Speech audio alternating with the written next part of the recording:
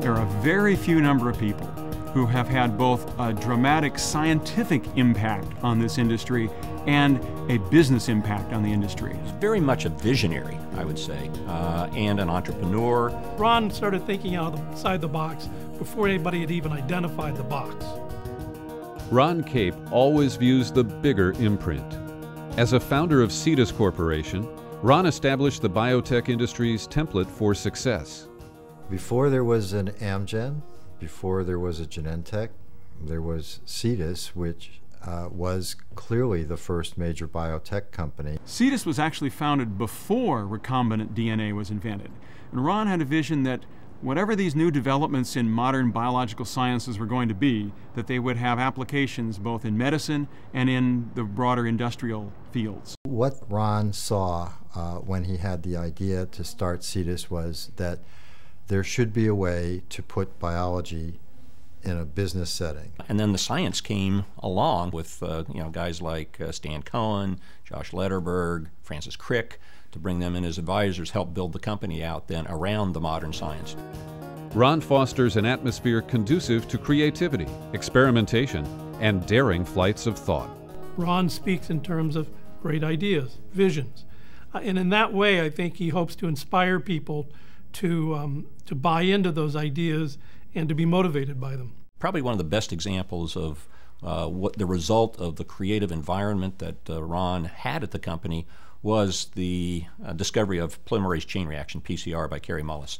Clearly one of the most revolutionary discoveries in all of biotechnology, and it's because of the environment that Ron created in the company. When any of us in the industry first heard it, our first reactions were, that can't work, and I should have thought of that.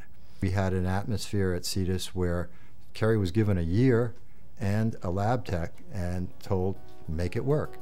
Cetus Corporation is still the only company to foster Nobel laureate research on the premises.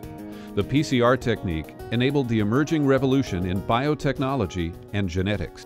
In the earliest days of this industry, Ron and some of the other early leaders recognized that these small, underfunded biotechnology companies needed a voice in Washington, D.C., and he helped form the earliest trade association for the biotechnology industry. He was eloquent and visionary in recognizing that we couldn't go it alone, even though we were at the time the largest and richest biotechnology company in the world, by far.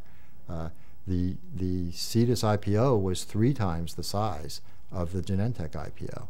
Ron was a visionary. Ron was an entrepreneur. What most people don't realize is that Ron was a policy wonk. Ron had the vision to recognize that, particularly in Northern California, we needed an honest broker. We needed some group that could bring together the universities, the local governments, the public, the companies. So one of his concepts for education was to go out and meet with local officials and educate them about biotech. And that's what really gave rise to BayBio. And Ron was willing to put his energy and his position behind it. It's all about keeping the Bay Area safe for biotech. And Ron's vision is really what inspired that. He believed in social conscience for a company. He believed that the leaders of the company were not the only ones that should have social conscience and contribute to the community.